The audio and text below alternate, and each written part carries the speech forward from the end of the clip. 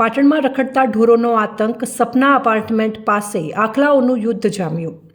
પાટણ શહેરના આદર્શ high school road ઉપર સપના એપાર્ટમેન્ટ નજીક આજે સવારે બે આખલાઓ વચ્ચે યુદ્ધ જામ્યું હતું। આ ઘટનાથી વિસ્તારમાં અફરાતફરીનો માહોલ સર્જાયો હતો। શાળા કોલેજના વિદ્યાર્થીઓ અને રાહદારીઓ મુશ્કેલીમાં મુકાયા હતા।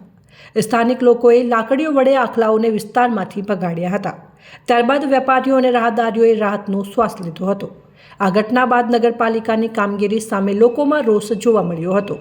પાટણ નગરપાલિકાની રખડતા ઢોર પકડવાની ઝુંબેશ માત્ર કાગળ ઉપર જ હોવાનું લોકો જણાવી રહ્યા છે। શહેરના જાહેર રસ્તાઓ પર વારંવાર આવી ઘટનાઓ બનતી રહે છે। રખડતા ઢોરોની સમસ્યા દિવસે ને દિવસે વધી રહી છે। લોકોનું કહેવું છે કે નગરપાલિકા દ્વારા રખડતા ઢોર પકડવાની કામગીરી પ્રત્યે બેદરકારી દાખવવામાં આવી રહી છે।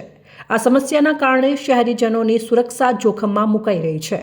વિશેષ કરીને શાળા કોલેજના વિદ્યાર્થીઓ અને રાહદારીઓને ભયનો સામનો કરવો પડી રહ્યો છે।